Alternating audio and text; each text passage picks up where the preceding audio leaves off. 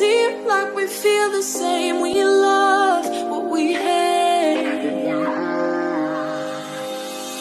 We lie, but we know we can't widen. How can we put the discouragement behind us and push forward in faith? Hello friends, this is Yundel, and today's share is about putting the discouragement behind us and push forward in faith. This is just a share from my own life experiences and of course from my own reading. As you know, in my life journey has never been easy. I needed to motivate myself. I need to be inspired, and nobody can do that for me except me and me alone. Therefore, I do the reading. I do the meditation and prayer as well in order for me to have that hope and inspiration and be motivated to keep on going in this life journey, because it's very hard to live alone with responsibility and you are out of strength, you are out of hope because everything seems very difficult.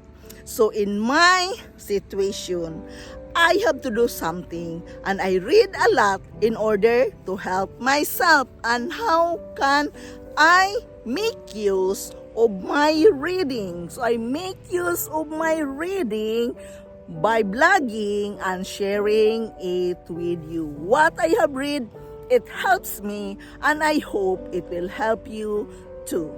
Many times we cannot move forward because we are discouraged. That discouragement is like an illness. It's hard and very difficult to live our life. But we must learn to push the discouragement and push into faith. And it's not easy. You need maturity. You need to be with yourself, understand yourself, what you have been through, what are those things which it seems so very difficult for you to handle. It's not easy at all, but with the right mindset, with the right decision you are going to take, you can make it. You can solve the problem instead of being discouraged. But again, you have to do the work, the mindset work, and your actual taking action to move those discouragement so you can do the things to be inspired and motivated again. Of course, we feel depressed when we are discouraged. Everything seems so hard and dark because of the discouragement. It's hard, but believe me, you can do it. Then again, you have to do the journaling. You have to write it down. You have to understand yourself. You have to know yourself. You have to understand that you are doing it for your own good and not for others. You have to take action really of your life. Why you are discouraged. Analyze that. Why you are discouraged. Really, if you are a broad-minded person, unwilling to understand the situation and accept the situation, you will not feel discouraged. You have to accept it and find ways to move forward. But I know it's not easy at all. But in my case, I have the weapon, and my weapon is prayer. I am sharing with you my spiritual lifestyle.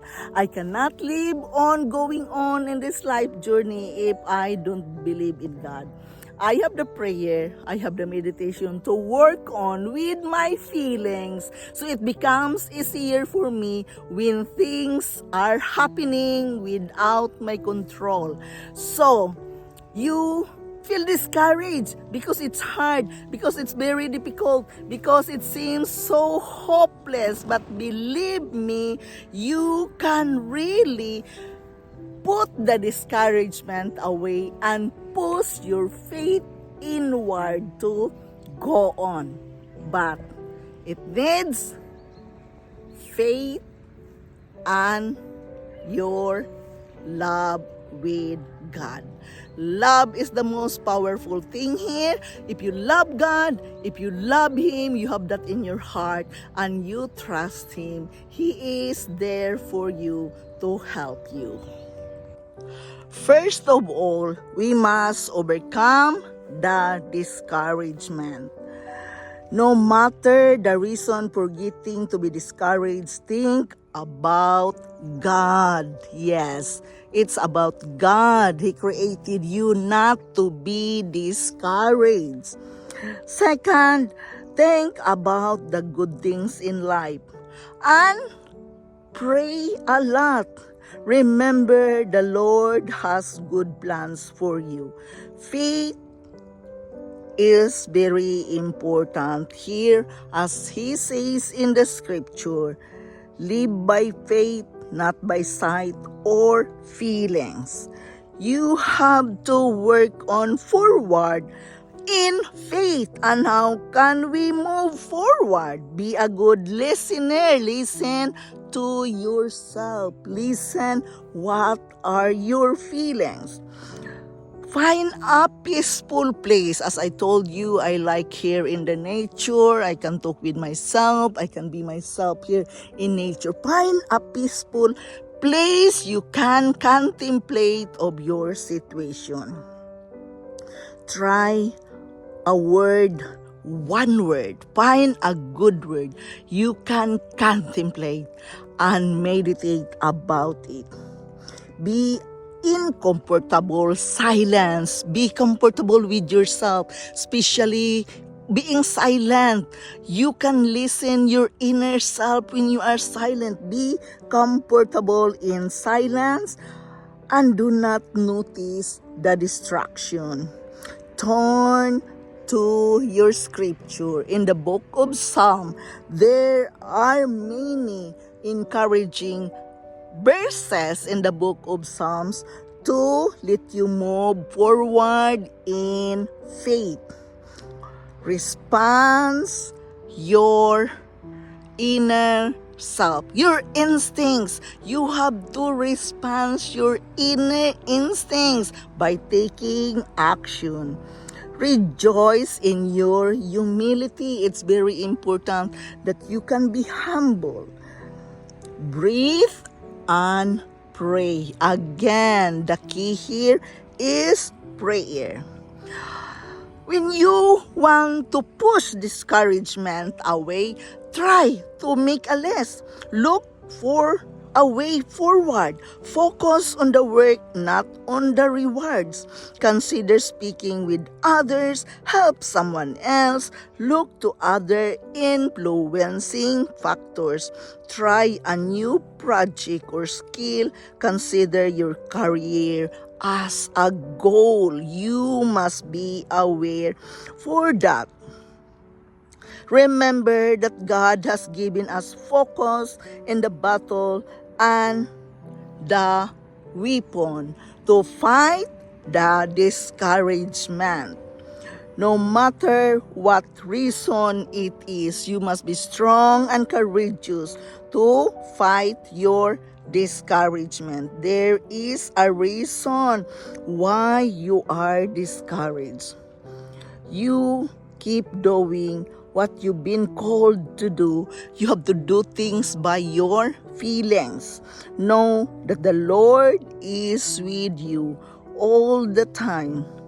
Of course, we have to understand that discouragement is a part of our life. We have to understand that, but be wise enough to put it away and move into faith. Identify the source of your discouragement.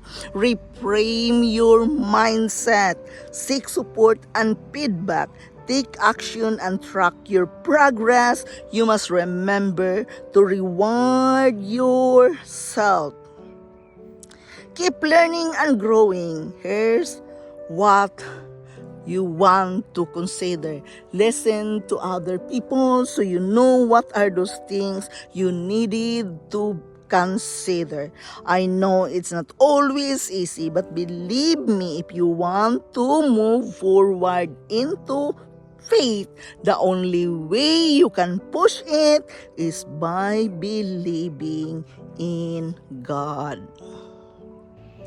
I know that when we feel discouraged, it is a hurting feelings. It's painful and we are frustrated. And many times, maybe we feel anxiety. But remember to understand the situation. Remember that things are happening for a reason. Don't feel discouraged. Feel the pain.